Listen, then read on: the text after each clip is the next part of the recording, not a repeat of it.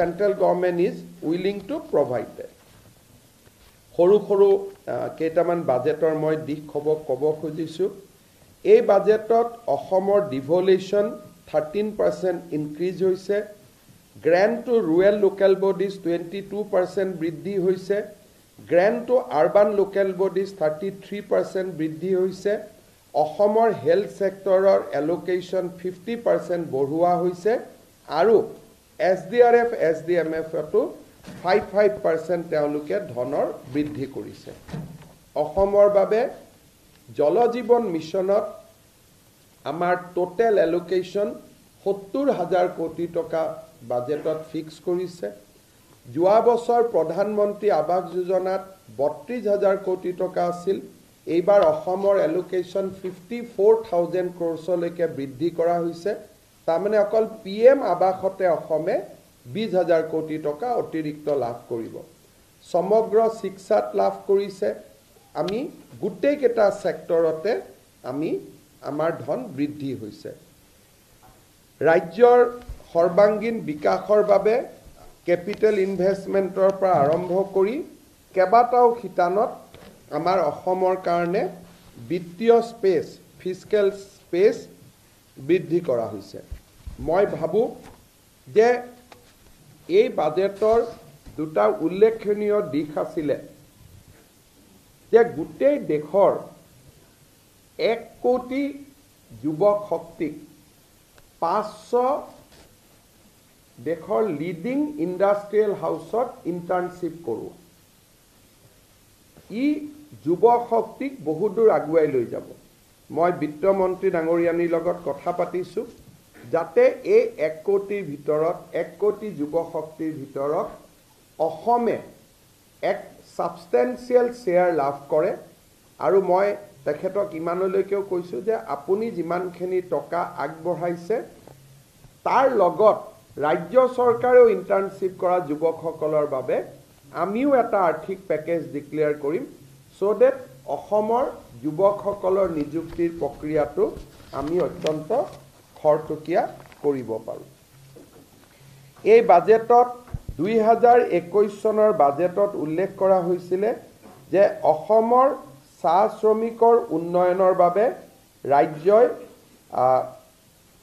ভাৰত চৰকাৰে 1000 কোটি টকা যোগান ধৰিব এইবাৰ আমাৰ সেই ঘোষণাটোকে আগুৱাই লৈ গৈ বাজেটত তিনিটা কম্পোনেন্ট ডিক্লেয়াৰ কৰা হৈছে প্ৰধানমন্ত্ৰী চাহ শ্ৰমিক শিক্ষা যোজনা প্ৰধানমন্ত্ৰী চাহ শ্ৰমিক স্বাস্থ্য সুৰক্ষা যোজনা আৰু প্ৰধানমন্ত্ৰী চাহ শ্ৰমিক আশ্ৰয় যোজনা তিনিটা চাহ শ্ৰমিকৰ কাৰণে তিনিটা আঁচনি কেন্দ্ৰই ৰূপায়ণ কৰিব উইথ 100% ফাইনেন্সিয়েল এসিস্টেন্স আৰু এই 1000 কোটি টকাৰ টোটাল যিটো এমাউন্ট সেই টোটাল এমাউন্টটো অসম আৰু ওয়েস্ট বেংগলৰ মাজত বিতৰণ হ'ব যি ৰাজ্যত যিমান চাহ শ্ৰমিক আছে অসমৰ বাবে এই 1000 কোটি টকাৰ ভিতৰত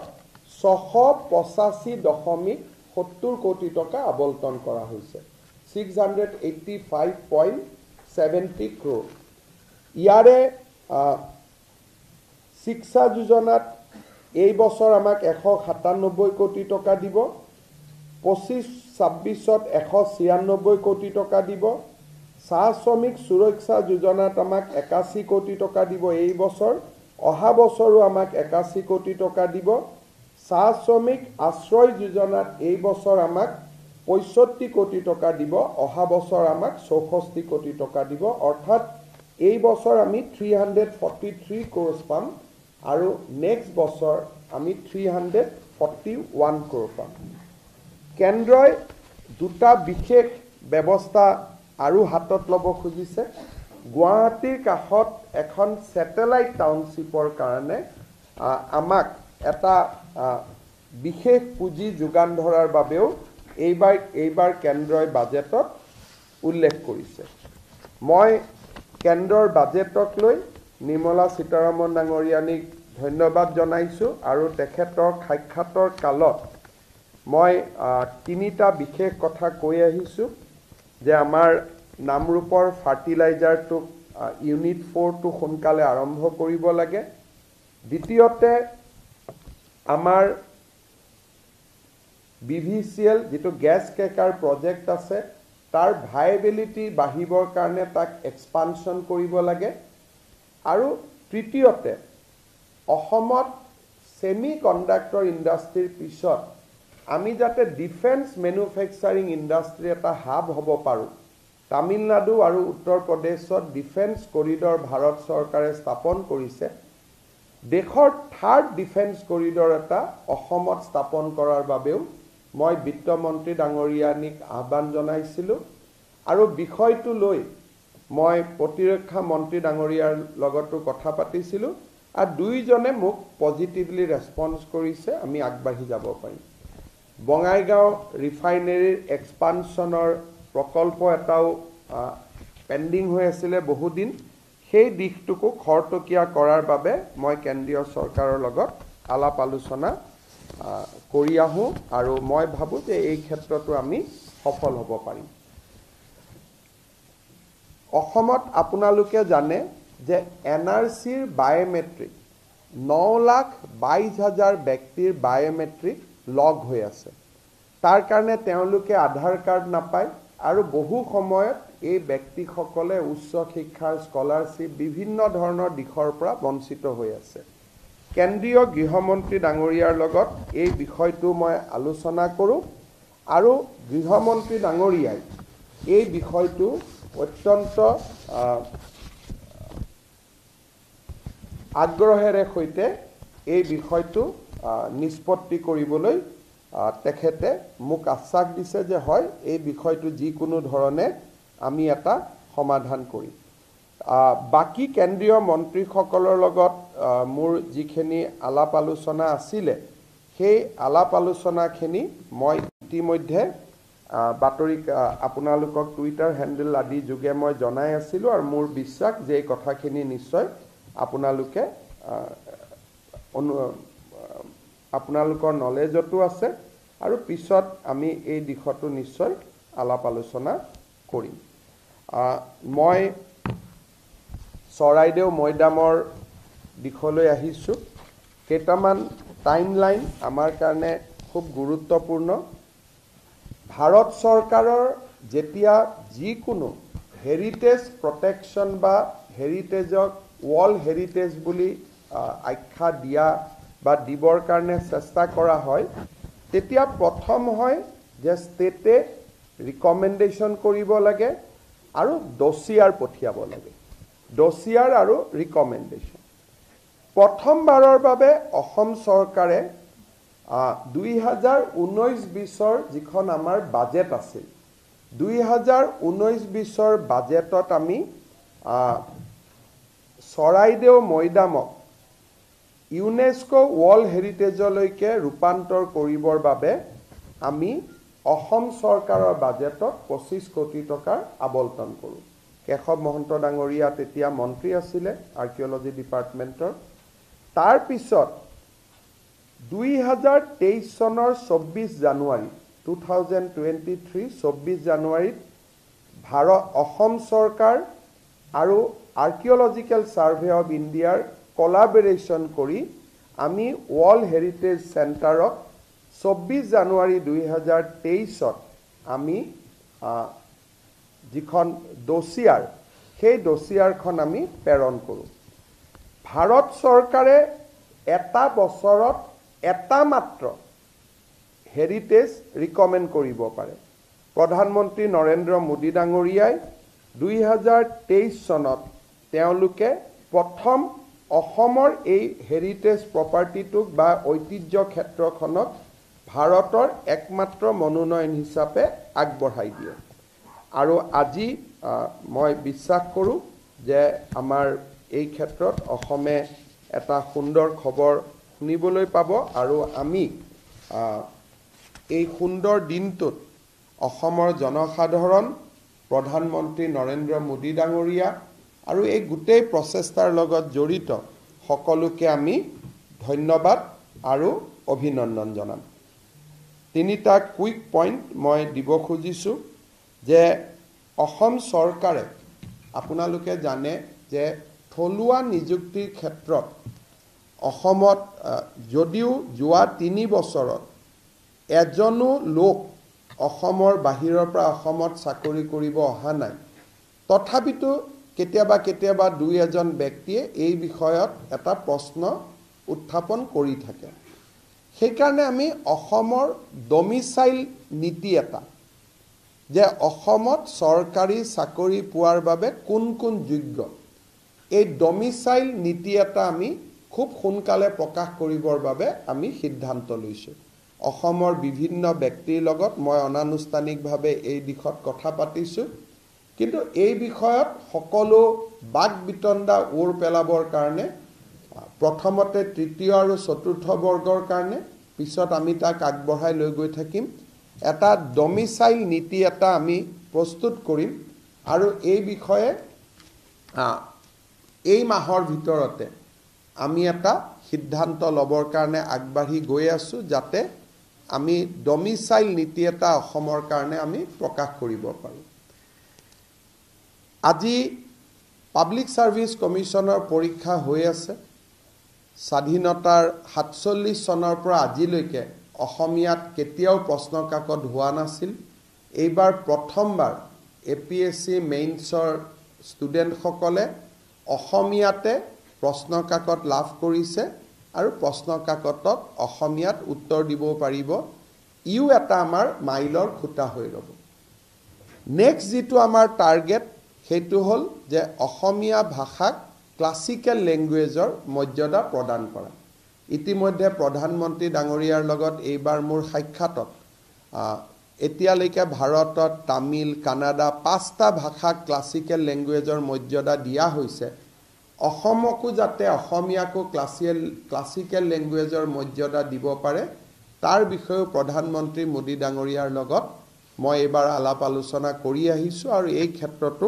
আমি কাম কৰি গৈ থাকিম শেষত এটা সৰু কথাৰে সামৰণি মাৰিছো অসমৰ শিক্ষকসকলৰ আমি এটা মিউচুৱেল ট্ৰান্সফাৰৰ ব্যৱস্থা আমি কৰিছিলো মই শিক্ষা মন্ত্ৰী হৈ থকা সময়ত আৰু তাৰ এই নীতিটোৰ ফলত বহুত শিক্ষক নিজৰ গৃহ জিলালৈকে উভতি আহিব পাৰিছিল আমি যোৱা বছৰৰ পৰা এই বছৰ আৰু চলি থাকিব প্ৰায় more than 40,000 গ্ৰেড 3 গ্ৰেড 4 কৰ্মচাৰীক আমি নিযুক্তি দিছো বিভিন্ন বিভাগত পুলিচ সকলো মিলি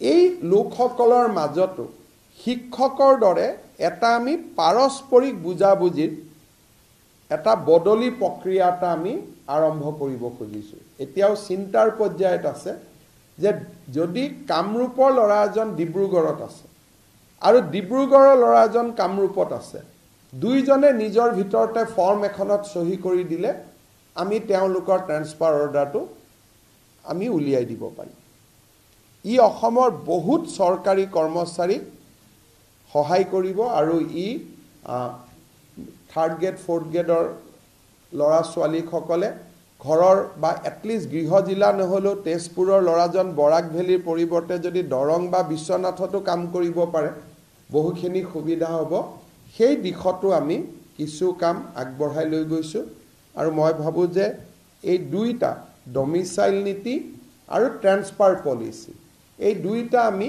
খুব সোনকালে আগবঢ়াই দিবৰ বাবে আমি সিদ্ধান্ত লৈছো অহা কালি আৰু পৰহি নীতি আয়োগৰ বৈঠক আছে নীতি আয়োগৰ বৈঠকতো মই আজি উল্লেখ কৰা বিষয়কেইটা আকৌ উল্লেখ কৰিম আৰু মই বিশ্বাস কৰোঁ যে আমাৰ প্ৰচেষ্টাত আৰু প্ৰধানমন্ত্ৰী ডাঙৰীয়াৰ সহযোগত আমি ৰাজ্যখনৰ আভ্যন্তৰ আৰু বাহিৰৰ পৰা পোৱা সমৰ্থন গোটেইকেইটাক আমি আগুৱাই লৈ গৈ অসমক বিকশিত ৰাজ্য হিচাপে আমি লৈ যাব পাৰিম আপোনালোকৰ যদি কিবা প্ৰশ্ন আছে কৰিব পাৰিম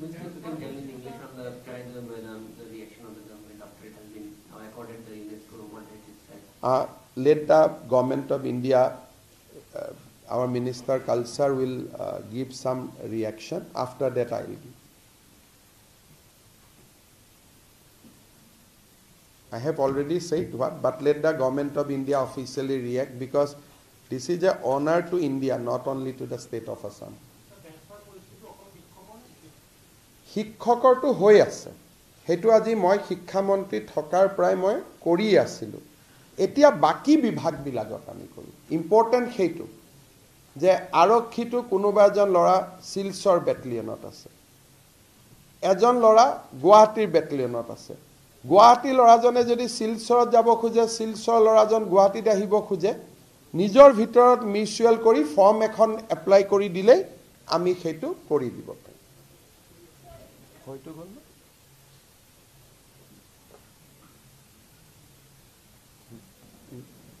মোক দিব পাৰিম।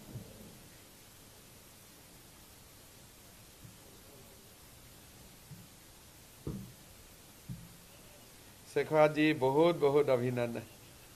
नहीं, आप लोगों ने बहुत मतलब जो कर दिया है हम लोग कभी नहीं भूलेगा। हाँ हाँ, और सबसे बड़ी बात है कि इन्होंने इस तरह से इस दक्षता के साथ में इतनी एक्सपर्टीज के साथ डोसियर प्रिपेयर किया। सेक्रेटरी साहब से लेकर के सब लोगों ने उस पर इतनी मेहनत की कि हमारे डोजियर पे एक भी निगेटिव ऑब्जर्वेशन कमेंट कुछ नहीं था।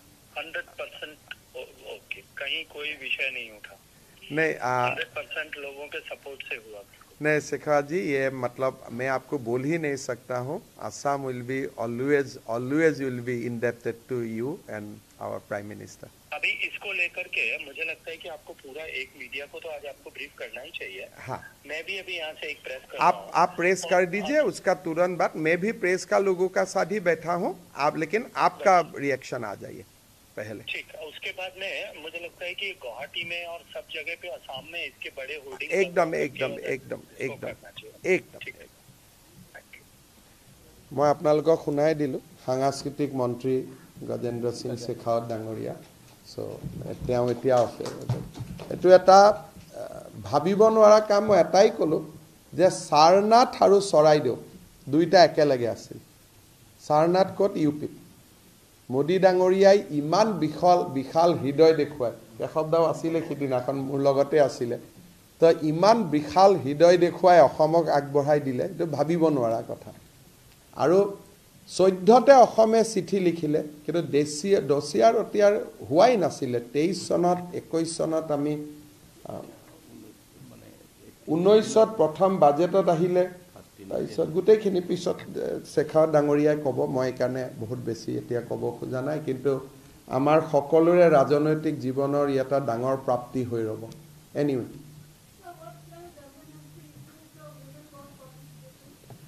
we have already 30% reservation in Assam government employment, and we continue to, I mean, all our programs are led by women empowerment. Rather, we are being criticized for more bias towards the women all along. মুক্তো বাকিবিলাকে গালি পাৰি থাকে, ছোৱালীকে দি থাকে, ল'ৰাকে একো নিদিয়ে বুলি। So our government is recognized as a more bias towards the women. हाँ, we can share that with you. কওক কিবা যদি সুধিব। স্যার, যেহেতু আপনি 1 লাখ নিযুক্তি আজিও আছে, নতুন নিযুক্তি একেদৰে কেতিয়া দেখা যাব? 1 লাখ নিযুক্তিতে আপোনাৰ ফিল আপ হ'ব? 1 লাখ হোৱাৰ পিছত মই আগতে কৈছোঁ যে 10 মেত যেতিয়া চৰকাৰ 4 বছৰ পূৰা কৰিব, সেই সময়ত আমি আৰু 50,000 নিযুক্তি শেষ কৰিবৰ কাৰণে চেষ্টা কৰিম। তাৰমানে অহা বছৰ 10 মেত আমাৰ আৰু 50,000 এমপ্লয়মেণ্ট যাতে হয়, তাৰ কাৰণে আমি আগবাঢ়ি আছোঁ। 1 লাখটো আমি চেছ কৰি দিব খুজিছোঁ যিমান পাৰোঁ সোনকালে। আজি এটা নিযুক্তি আছে, 15 আগষ্টৰ আগতে আৰু এটা নিযুক্তি আছে। 1 লাখ সংখ্যাটো আমি অক্টোবৰ মানত পাই যাম, অক্টোবৰ নৱেম্বৰ মানত। আৰু তাৰ পিছত 10 মেৰ ভিতৰত আমি আৰু 50,000 নিযুক্তি দিম। তাৰ প্ৰক্ৰিয়া আৰম্ভ হ'ল। ছেপ্টেম্বৰ অক্টোবৰত পৰীক্ষা আছে, পুলিচৰো 1 অক্টোবৰৰ পৰা আছে।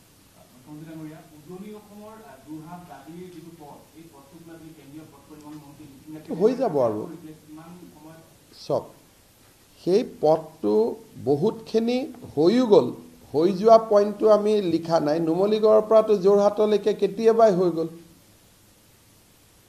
গুৱাহাটীৰ পৰা নগাঁওটো কেতিয়াবাই হৈ গ'ল গতিকে পথটোক লৈ আমি সদায় ক্ৰিটিচাইজ কৰি থাকোঁ কিন্তু আমি ছাকচেছটো কেতিয়াও কোৱা নাই যে আমাৰ গুৱাহাটীৰ পৰা আপ টু নগাঁও হৈ গ'ল নগাঁৱৰ পৰা কলিয়াবৰ পাৰ্টটো হৈ গ'ল কলিয়াবৰৰ পৰা গৈ পেলাই কাজিৰঙাখিনি আমাৰ লগত নুমলীগড়ৰ পৰা যোৰহাট হৈ গ'ল ইমানখিনিতো হৈয়ে গ'ল নহয় এতিয়া যোৰহাটৰ পৰা মই ভাবোঁ টিয়ক পৰ্চনটো ডিচেম্বৰত শেষ হৈ যাব এনেকৈ তেওঁলোকে ছমাহৰ একোটা ষ্ট্ৰেচ লৈছে ২৬ চনৰ নিৰ্বাচনৰ আগতে সম্পূৰ্ণ ৰাস্তাটো হৈ যাব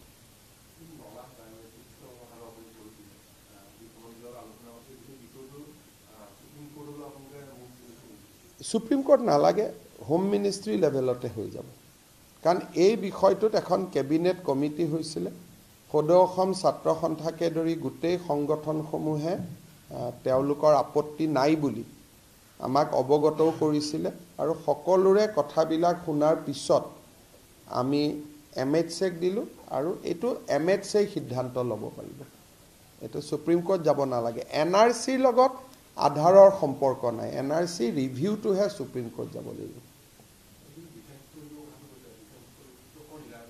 ডিফেন্স কৰিডৰ মানে এনেকুৱা যে এটা বিশেষ এৰিয়া হ'ল যে বিশ্বনাথৰ পৰা বাইহাটা চাৰিআলিৰ ভিতৰত যদি ডিফেন্স ইণ্ডাষ্ট্ৰী স্থাপন হয় এইখিনি সুবিধা লাভ কৰিব সেইটোকে গোটেই ৰাজ্যখনত তেওঁলোকে কৰিব নিদিয়ে ডিফেন্স ইণ্ডাষ্ট্ৰী সীমান্তত কৰিব নিদিয়ে বিভিন্ন জাগাত কৰিব তেওঁলোকে নিদিয়ে এটা বিশেষ জাগাত এটা বিশেষ এৰিয়াতহে ডিফেন্স ইণ্ডাষ্ট্ৰী কৰিব দিয়ে সেইকাৰণে আমি যেতিয়া কম যে অসমত কৰিব দিয়ক অসমত কৰিব নিদিয়ে এটা নিৰ্দিষ্ট স্থানত কৰিব দিব যে এইটো এৰিয়াতহে তোমালোকে ডিফেন্স ইণ্ডাষ্ট্ৰী কৰিব পাৰা যাতে সকলো ফালৰ পৰা লক্ষ্য কৰি থাকিব পাৰিব যে ইয়াত যাতে দেশৰ শত্ৰুসকলে সুবিধা ল'ব পৰা নাই সেইকাৰণে তেওঁলোকে এটা ডিফেন্স কৰিডৰ ডিক্লেয়াৰ কৰে যে ইয়াৰ ভিতৰতহে ডিফেন্স ইণ্ডাষ্ট্ৰী হ'ব পাৰে লাইক এ বিগাৰ ইণ্ডাষ্ট্ৰিয়েলিষ্টে ইমানে ডাঙৰ এটা ঔদ্যোগিক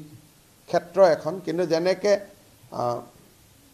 যে আমি যদি এটা ভাৰত বাংলাদেশ সীমান্ত কৰিমগঞ্জ এতিয়া কৰিমগঞ্জত ডিফেন্স ইণ্ডাষ্ট্ৰী হয়তো তেওঁলোকে কৰিব নিদিয়ে হয়তো অৰুণাচলত ডিফেন্স ইণ্ডাষ্ট্ৰী কৰিব নিদিয়ে সেইকাৰণে প্ৰথম ডিফেন্স ইণ্ডাষ্ট্ৰী কৰিবৰ কাৰণে কৰিডৰ এটা ডিক্লেয়াৰ কৰিব লাগিব তেতিয়াহে গৈ আমি প্ৰাইভেট ইণ্ডাষ্ট্ৰীক লগ কৰি ক'ব পাৰিম যে অসমত আহি বিনিয়োগ কৰক তেওঁলোকে তেতিয়ালৈকে বিনিয়োগ নকৰে যেতিয়ালৈকে কৰিডৰটো ডিক্লেয়াৰ নহয়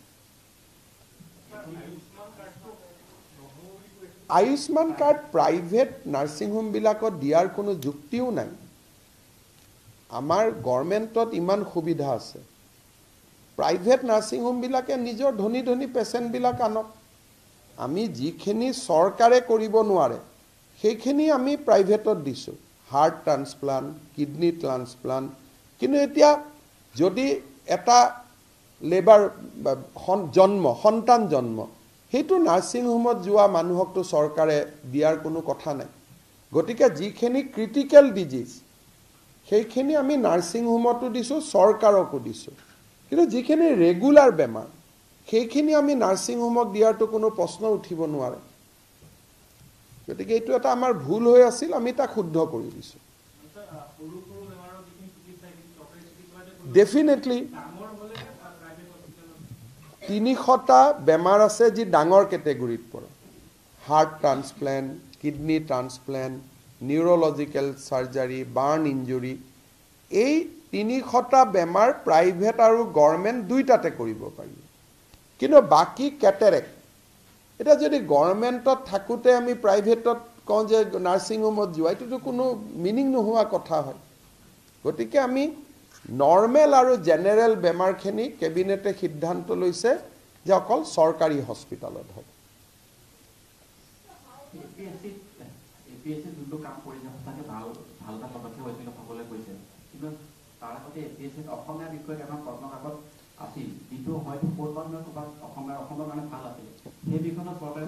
মই সেইটো অসমৰ কাৰণে ভাল নে বেয়া মই নাজানো ভাই আমাৰ ল'ৰা ছোৱালীবিলাকে যিসকলে ইংলিছ মিডিয়ামত পঢ়িছে তেওঁলোকে কি কৰিব? তেওঁলোকেতো কেতিয়াও মেজিষ্ট্ৰেট হ'ব নোৱাৰিব। নাথাকে নহয়, কেন্দ্ৰীয় বিদ্যালয়তে অসমীয়া নাই, নবোদয় বিদ্যালয়ত অসমীয়া নাই। নবোদয় বিদ্যালয়ত আটাইতকৈ দুখীয়া ল'ৰাবিলাক পঢ়ে, তেওঁলোক কেনেকৈ মেজিষ্ট্ৰেট হ'ব? গতিকে অসমীয়া ল'ৰা ছোৱালীখিনিকতো প্ৰটেকশ্যন দিব লাগিব, তেওঁলোকৰ মিডিয়ামটো যিয়ে নহওক কিয়।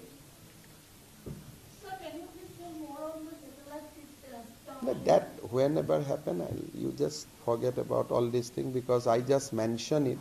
Today if I give Satellite Township roadmap, it will be too early. I just mentioned that these are the points I have discussed. Have you requested Defence Minister for the defence over here? Yes. Yes. And what did you actually mean? He is very positive. Defence Minister is very positive that Assam should have a defence corridor. So it has been now accepted for Tamil Nadu and UP. They have notified. No other, Assam case is in advanced consideration. We have pushed it to a large extent.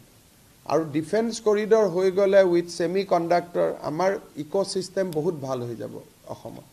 So what do you actually want by the defence corridor? We want defence industry to come here and produce all the defence items, because that is employment generating. So helicopter meramoti yate hok, aeroplane meramoti yate hok, AK-47 yate banauk, machine gun yate banauk. So all the defence items should be produced in Assam. It is like any other industry, but because it is a defence industry, so it's sensitive. It is a bit sensitive. You have pointed out to the fact that this is the first time that Center has acknowledged the fact that Brahmaputra being a transboundary river, a lot of water that we get in floods are contributed from outside. Do you think that this is the right time for you to also push Center for transboundary water data sharing deal? Because we have it with Bangladesh, we have it with Bhutan, but we don't have it with China. China, you know that they have a data sharing agreement with us. Sometimes they share, sometimes they do not share. It is depends on the relationship on that year with the China. If 2024 India and China has a stable relation, they share the data. And if sometime Doklam type things happen, they do not share the data. So data sharing agreement is already there with us. But like Bhutan and Bangladesh, it is coming all along. Like this time also Bhutan we have coordinated very well. But it is not happens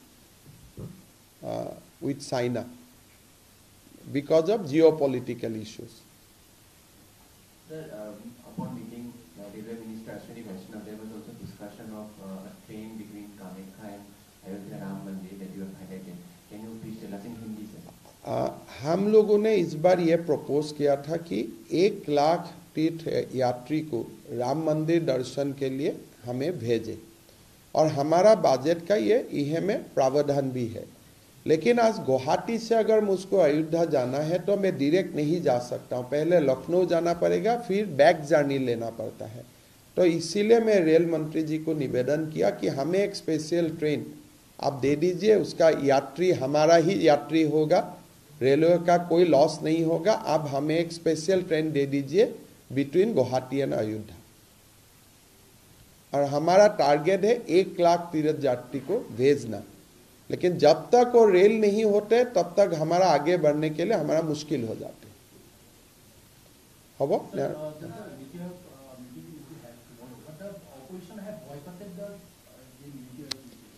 Look, during the Congress regime, BJP never boycotted any such meeting which is in consonance with the federal polity of the country. So you always can attend a meeting and raise your voice of dissent. So Congress party wants a confrontation in every sphere of politics today. So if they can go to that extent, I think country will suffer, the people of that state will suffer. So I think it is a wrong policy. confrontation with central will not help any state government. Sir, বিগত দিনকেইটাত ঢিঙৰ ঘটনা এটা ক'ব খুজিছোঁ 3 মাহত ঢিঙত যথেষ্ট spray আতংক কৰিছে আৰু তাত কেৱল স্প্ৰে মাৰি আতংক কৰাই নহয় ডকাইতি কৰি উঠি মহিলা নিৰ্যাতন কৰিছে আমি বিষয়টো আপোনালোকে জানে যে বিষয়টো বাতৰি কাকতত প্ৰকাশ হোৱাৰ পিছত টিভিৰ জৰিয়তে অহাৰ পিছত আমি ইতিমধ্যে দোষী ব্যক্তিকেইজনক গ্ৰেপ্তাৰো কৰিছোঁ আৰু ঢিং থানাৰ অচিজনৰ বিৰুদ্ধে আমি ব্যৱস্থাও লৈছোঁ গতিকে বিষয়টো সিৰিয়াস আৰু ডিজিপিয়ে ইয়াক চাই আছে কিন্তু অপৰাধী কেইজনক ইতিমধ্যে আমি আইডেন্টিফাই কৰিছোঁ আৰু এৰেষ্টও কৰিছোঁ দিন নহয় স্যাৰ গোটেই নগাঁও জিলাকে আদি মৰিগাঁও এইখিনি স্যাৰ ড্ৰাগছৰ যিটো মাৰাত্মক তাৰ কাৰণে যুৱ প্ৰজন্মৰ মাজত চুৰি কাণ্ডকে আদি গোটেই এনে অপৰাধজনিত কাৰ্য সব ড্ৰাগছৰ ক্ষেত্ৰত মোৰ টুইটাৰ হেণ্ডেলটো ফলো কৰিলে আপোনালোকে দেখিব যে সদায় আমি কিমান কাম কৰি আছোঁ কিন্তু সমস্যাটো বহুত গভীৰ আৰু আগতে কেতিয়াও ড্ৰাগছৰ ওপৰত আক্ৰমণ নোহোৱা কাৰণে সিস্টেমটো বহুত দলৈকে খিপাই গৈছে 1 গ্ৰাম হিৰোইন যিকোনো মানুহৰ পকেটত যাব পাৰে আগতে কেইজনমান ডিলাৰ আছিল এতিয়া তেওঁলোকে অসংখ্য ডিলাৰ এপইণ্ট কৰি দিছে যাতে সৰু সৰুকৈ ড্ৰাগছ বিলাক যাব পাৰে কিন্তু আমিও কাম কৰি আছো আৰু এই বছৰতো হাইয়েষ্ট ড্ৰাগছ আমি সিজ কৰিছো আৰু অলপ টাফ একশন ল'ব লাগে কিন্তু আপোনালোকে জানে যে বেছি টাফ হলে অপজিশন বিলাকে বিধানসভা কোৰ্ট সকলোতে গৈ হুলস্থুল কৰে আমি যেটো স্পিডত যাব খোজো স্পিডটো ৰখাই দিয়ে প্ৰথম বছৰটো মই বহুত টাফ একশনে লৈ গৈ আছিলো কিন্তু বিৰোধী পক্ষ কোৰ্ট বহুত স্লো কৰাই দিয়ে তেওঁলোকে কয় আইনৰ জৰিয়তে যাব লাগে আইনৰ জৰিয়তে গলে সময় লাগে গতিকে ড্ৰাগছৰ বিৰুদ্ধে জিৰো টলাৰেন্স নীতি হ'ব লাগে কিন্তু আপোনালোকে হেবিলাকো হেডলাইন কৰি দিয়ে অপজিশনে কলে এনেকুৱা কৰে যেন আমি বেয়া কামে কৰি আছো গতিকে মোৰ মতেদি সকলোৱে বুজিব লাগে যে ড্ৰাগছৰ বিৰুদ্ধে সংগ্ৰামখন নন পলিটিক্যাল আৰু পুলিশ টাফ হ'ব লাগে আৰু বিৰোধী চৰকাৰী পক্ষ সকলোৱে পুলিশক এই ক্ষেত্ৰত সহায় কৰিব লাগে নগাঁৱতো 2022ত আমি বহুত টাফ একশন লৈছিলো পিছত আপোনালোকে জানে যে এছেম্বলিত কিমান উত্তৰ দিবলগীয়া হল তাৰ কাৰণে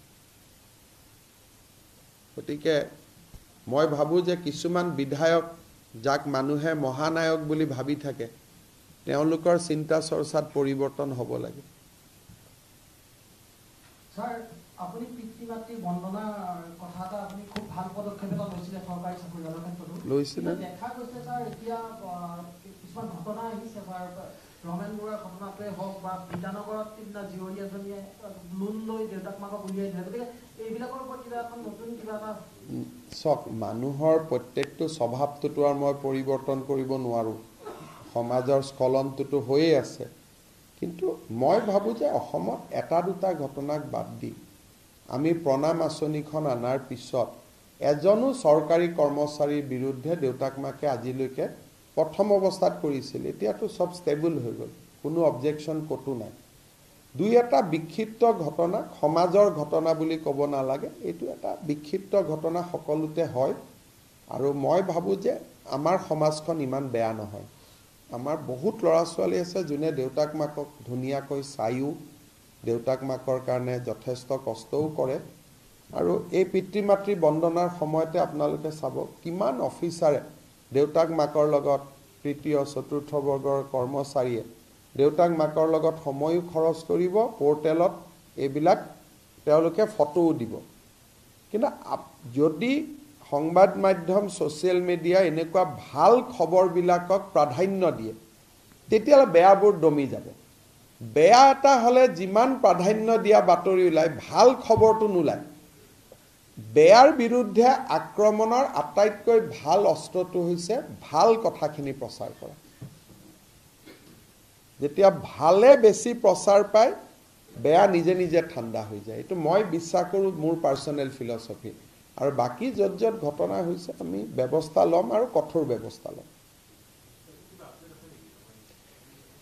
চাওক মই এতিয়া কথাটো ইমানেই ইয়াতে পুলিচ কমিশনাৰে কৈছে যে ৰমেন বৰুৱা ডাঙৰীয়া ব্ৰহ্মপুত্ৰ নদীলৈ যোৱাৰ প্ৰমাণ আছে, উভতি অহাৰ প্ৰমাণ নাই। নদীত পানী উফন্দি আছে। যদি কোনোবা নদীলৈকে যায় আৰু উভতি নাহে, মই ভাবোঁ যে ইয়াত আৰু বহুত বেছি বিষয়টো লৈ পেলাই আগবাঢ়ি যোৱাৰ বহুত বেছি প্ৰশ্ন নাথাকে। নিয়তিৰ পৰিহাসক আমি স্বীকাৰ কৰিব লাগে। That is the destiny. এইটো লৈ পেলাই বহুত বেছি, কাৰণ দুই এজন হাইকোৰ্টৰ এডভোকেটকো মই কথা পাতিছিলোঁ, যোনে তেখেতক যোৱাটো দেখিছিলে। যোৱা দেখা বহুত মানুহ আছে নদীৰ কাষলৈকে, আৰু আমাৰ ট্ৰেকাৰ ডগো যেতিয়া গৈছিলে যোৱা জেগাখিনিত গৈ ৰখি গৈছে, আৰু যোৱা জেগা আৰু নদীখন একদম একে। আৰু সেই নদীৰ পৰা মানুহ উভতি অহা প্ৰমাণ যদি নাথাকে, তেতিয়াহ'লে নিয়তিৰ পৰিহাসক আমি স্বীকাৰ কৰা উচিত। আৰু যিটো ঘটনা বা যিখিনি পুলিচে গম পাইছে, বহুতখিনি কথা ক'বৰ কাৰণে অসুবিধা, কিন্তু পুলিচে যিখিনি কথা পাইছে, ৰাতিপুৱা তেওঁ প্ৰচণ্ড মানসিক আঘাত এটা পাইছিল। তেখেতে ৰাতিপুৱাই এটা, মই শব্দটো প্ৰচণ্ড বুলি কৈছোঁ, তেওঁ এটা প্ৰচণ্ড মানসিক আঘাত পাইছিল। আৰু প্ৰচণ্ড মানসিক আঘাতটো পোৱাৰ পিছত তেওঁ ব্ৰহ্মপুত্ৰৰ ফালে গ'লগৈ, আৰু ঘূৰি অহাৰ কোনো প্ৰমাণ আমাৰ হাতত নাই।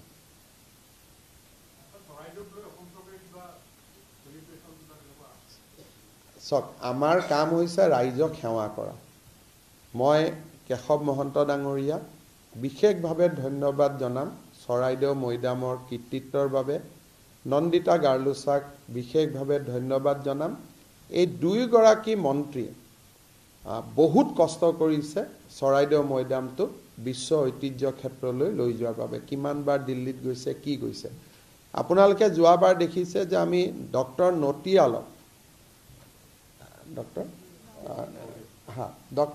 নৰিয়েলক আমি অসম গৌৰৱ সন্মানেৰেও সন্মানিত কৰিছোঁ, বিকজ অফ ডিষ্টিংগুইছ ছাৰ্ভিচ।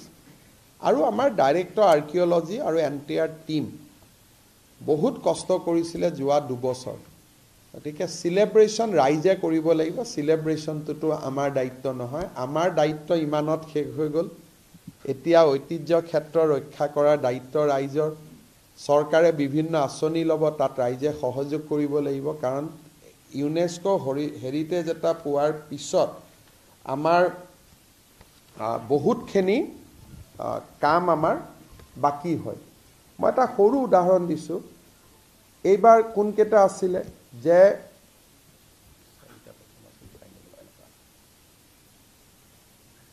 প্ৰথম 52-53টা tentative list, then it reduce to 4, 4ৰ পৰা 2টা, 2টাৰ পৰা 1টা, ভাৰতৰ পৰা। তাৰপিছত ৱৰ্ল্ডত এই যে ভাৰতৰ পৰা আগবঢ়াই দিয়া, এইটো ক্ষেত্ৰত আছামছ মৈদাম এণ্ড UP সাৰনাথ ফাইনেলি প্ৰধানমন্ত্ৰীৰ টেবুলত গ'ল, আৰু PM ক'লে যে অসম যাম। That was the game changer. বাকী যিমান কষ্ট কৰিব লাগে, নন্দিতা গাৰ্লুচা, কেশৱ মহন্তই দুইজনে যথেষ্ট কষ্ট কৰে, আৰু আমাৰ টীমটো খুব ষ্ট্ৰং আছিলে। ইয়াৰ পিছত যদি কিবা এটা ৱৰ্ল্ড হেৰিটেজ কৰিব লাগে, অন্ততঃ টেকনিকেল নলেজখিনি অসম গভৰ্ণমেণ্টে এতিয়া আয়ত্ব কৰি ল'লে। আমি এতিয়া ভৱিষ্যতেও এনেকুৱা কামত আগবাঢ়িব পাৰিম। আৰু চিলেব্ৰেশ্যন কেতিয়াও আমি কৰি লাভ নাই। আমাৰ কাম হৈছে সেৱা কৰা, তাক ৰক্ষা কৰাৰ দায়িত্ব ৰাইজৰ।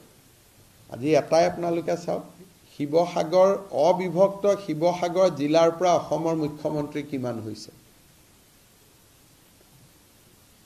তাৰ পিছতো আজি আমি এই প্ৰাপ্তি আমাৰ কাৰণে এটা ডাঙৰ প্ৰাপ্তি যে মোৰ মুখ্যমন্ত্ৰী, মোৰ গৃহ জিলা, মই কাম কৰিছোঁ স্পীডত গৈ, বেলেগ কথা। কিন্তু আজি কেশৱ মহন্তও শিৱসাগৰৰ নহয়, নন্দিতা গাৰ্লুচাও শিৱসাগৰৰ নহয়, কিন্তু দুইজনে নিজৰ সমষ্টিতহে যেন এনেকুৱা এটা কাম হৈছে, সিমান উৎসাহেৰে কামটোত জঁপিয়াই পৰিছিল। মই বাৰু মুখ্যমন্ত্ৰী, মোৰ দায়িত্বৰ ভিতৰত পৰে। মই সেইকাৰণে মই কি কৰিছোঁ কি কৰা নাই, ডেট ইজ ইনচিগনিফিকেণ্ট, সেইখিনিক লৈ মই গৌৰৱো নকৰোঁ আৰু that let it be under the carpet সেইটোৱে কথা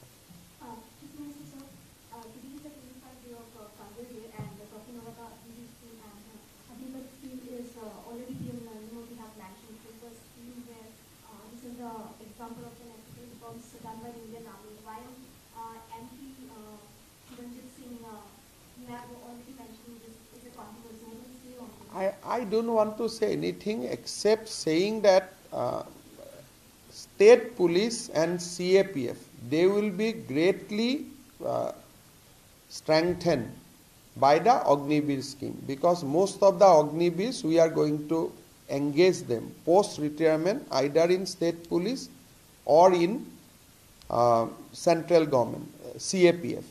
So with army training, the state police and CAPF will be strengthened. So I think after 4 years, people will recognize Agnivir as a great scheme.